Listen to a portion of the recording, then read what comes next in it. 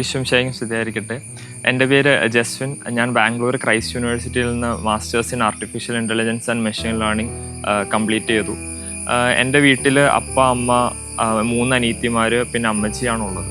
അപ്പോൾ എൻ്റെ ഒരു ഗോഡ് എക്സ്പീരിയൻസ് എന്ന് പറയുന്നത് അതൊരു പർട്ടിക്കുലർ ഒരു മൊമെൻറ്റിൽ നടന്നൊരു കാര്യമോ അല്ലെങ്കിൽ ഒരു ഇൻസിഡൻറ്റോ അല്ല, അതൊരു യാത്രയായിരുന്നു എനിക്ക്. അപ്പോൾ ചെറുപ്പം മുതലേ വീട്ടിൽ കുടുംബ പ്രാർത്ഥന എല്ലാ ദിവസവും ഉണ്ടാവാറുണ്ട്. അപ്പോൾ അപ്പയും അമ്മയും ചെറുപ്പം തൊട്ട് പ്രാർത്ഥിക്കണ കാര്യത്തിൽ കുറച്ച് സ്ട്രിക്റ്റ് ആയിരുന്നു. അപ്പോൾ എല്ലാ ദിവസവും വൈകുന്നേരം കുരിശ് വരയ്ക്കണം, കൊന്ത ചെല്ലണം, അങ്ങനെ ചെറുപ്പം മുതലേ ഉള്ളൊരു പ്രാക്ടീസായിരുന്നു. പിന്നെ നമ്മൾ കുറച്ചുകൂടി മുതിർന്നു കഴിഞ്ഞപ്പോൾ നമ്മൾ തന്നെ പ്രാർത്ഥനകൾ ലീഡ് ചെയ്യണം. അപ്പോൾ മുട്ടുമ്പോൾ നിന്ന് കൊന്ത ചെല്ല, അങ്ങനെ ഒരു പ്രാക്ടീസ്.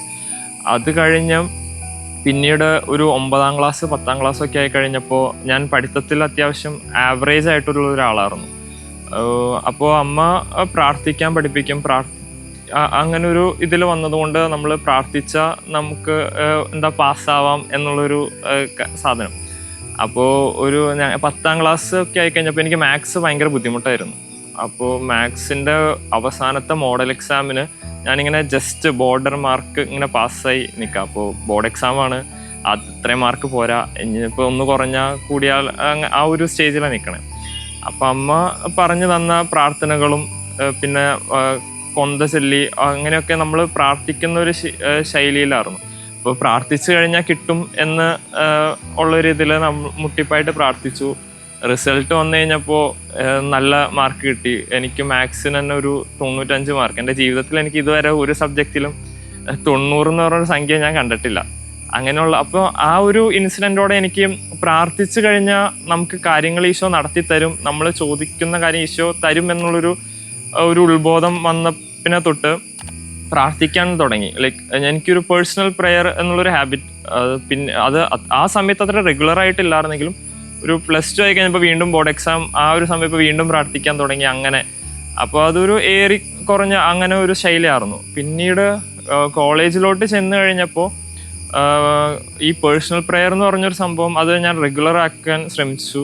അങ്ങനെ ഇപ്പോൾ എനിക്ക് ഇതേപോലെ 10ാം ക്ലാസ്സിലെ പോലെ തന്നെ ഒരു അനുഭവം ഡിഗ്രിക്ക് ഞാൻ സെക്കൻഡ് ഇയറിൽ പഠിക്കുമ്പോൾ ഫിസിക്സ് ഉണ്ട്. എനിക്ക് ഫിസിക്സ് പണ്ടേ പാടായതുകൊണ്ട് ഞാൻ BSc കമ്പ്യൂട്ടർ സയൻസ് ആയിരുന്നു. ഞാൻ ഫിസിക്സ് പ്രതീക്ഷിച്ചല്ല പോയത്.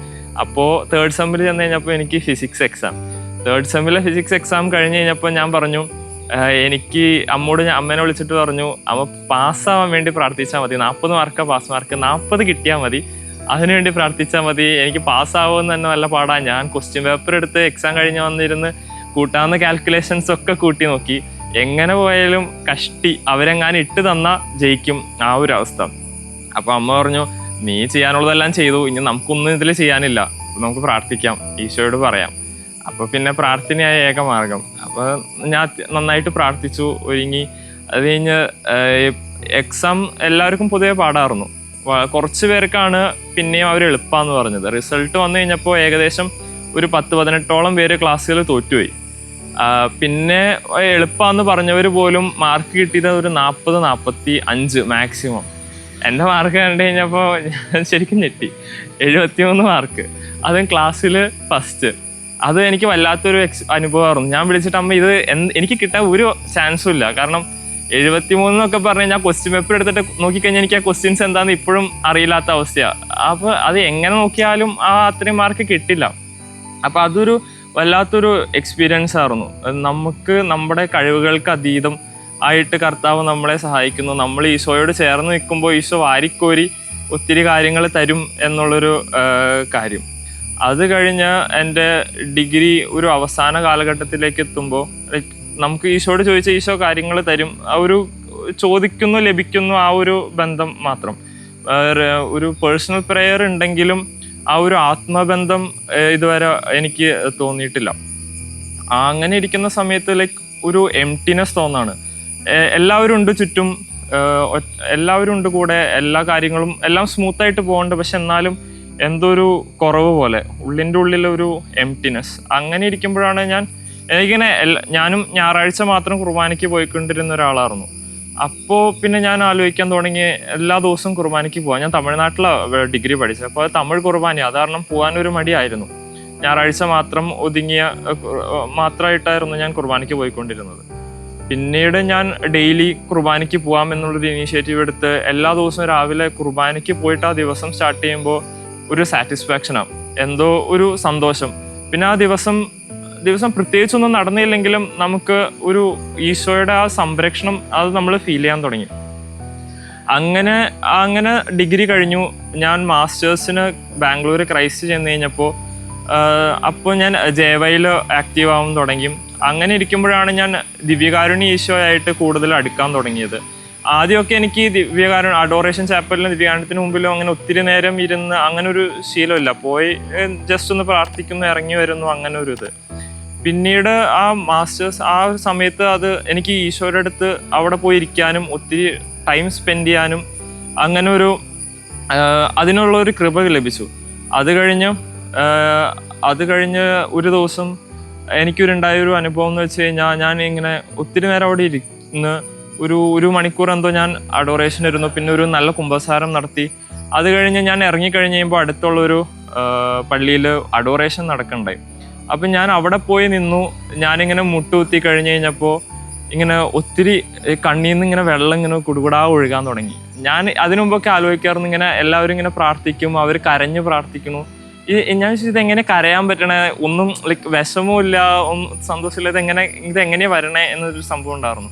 പക്ഷെ ഞാൻ അന്ന് അവിടെ ദിവ്യകാരുണ്യത്തിന് മുമ്പിൽ ഇരുന്ന് കഴിഞ്ഞപ്പോൾ കണ്ണിൽ നിന്ന് ഇങ്ങനെ കുടുകുടാ ഒഴുകുക. പക്ഷെ എനിക്ക് സങ്കടമൊന്നുമില്ലല്ലോ, എനിക്ക് വേറെ ഒന്നും തോന്നണില്ല, പിന്നെ ഞാൻ എന്തിനാ കരയണേ. പക്ഷെ പെട്ടെന്ന് ഇങ്ങനെ മനസ്സിങ്ങനെ നിറയണ പോലെ ഒരു ഹൃദയം ഇങ്ങനെ ഫില്ലായിട്ട് കണ്ണിൽ നിന്ന് ഇങ്ങനെ ഒഴുകണ ഒരു അനുഭവം ഉണ്ടായി. അത് ഈശോയുടെ ആ ഒരു കരുതലും സ്നേഹം എനിക്ക് ആ ഒരു മൊമെന്റിൽ ഒത്തിരി എക്സ്പീരിയൻസ് ചെയ്യാൻ പറ്റിയൊരു ഇൻസിഡൻ്റ് ആയിരുന്നു. ഞാൻ മനസ്സിലാക്കിയിടത്തോളം വെച്ച് നമ്മളിങ്ങനെ ഒറ്റപ്പെടുന്ന ഒത്തിരി അനുഭവങ്ങളുണ്ട്. ചിലപ്പോൾ നമ്മുടെ കൂടെ എല്ലാവരും ഉണ്ടായിട്ടുണ്ടാവാം, ആ സമയത്ത് നമ്മൾ സ്റ്റിൽ ഒരു ഒറ്റപ്പെടൽ ഫീൽ ചെയ്യും. ചിലപ്പോൾ ആരും ഇല്ലാത്തൊരു അവസ്ഥ ഉണ്ടാവും, ലൈക്ക് നമുക്കൊന്നും മിണ്ടാനോ പറയാനോ ആരുമില്ലാത്തൊരു സാഹചര്യം, നാളുകൾ. ആ സമയത്ത് നമ്മൾ ഒത്തിരി വിഷമിക്കും. നമുക്ക് മിണ്ടാൻ ഒരാളുണ്ടായിരുന്നെങ്കിൽ, മനസ്സിലാക്കാൻ ഒരാളുണ്ടായിരുന്നെങ്കിൽ. ഞാൻ എൻ്റെ കൊച്ചു ജീവിതത്തിൽ നിന്ന് മനസ്സിലാക്കിയ ഒരു കാര്യം എന്താണെന്ന് വെച്ച് കഴിഞ്ഞാൽ, നമ്മൾ ഇങ്ങനെ ഈ ഒറ്റപ്പെടുന്ന സന്ദർഭങ്ങൾ ഈശോ നമുക്കായിട്ട് ഒരുക്കി തരുന്നൊരു അവസരമാണ്, അല്ലെങ്കിൽ അതൊരു വിളിയാണ്. ഈശോയിലേക്ക് ചെല്ലാനും, ഈശോയോട് കൂടുതൽ അടുക്കാനും, ഈശോയുടെ സ്നേഹം മനസ്സിലാക്കാനും, ഈശോയെ സ്നേഹിക്കാനും ഈശോ ഒരുക്കി തരുന്നൊരു അവസരമാണ്. അപ്പോൾ നമ്മൾ ഈ ഒറ്റപ്പെടലുകളെ ആ അവസരങ്ങളായിട്ട് ഉപയോഗിച്ച് ഈശോയുടെ സ്നേഹത്തിലേക്ക്, ഈശോയുടെ അടുത്തേക്ക് കടന്നു ചെല്ലാൻ ശ്രമിക്കാം.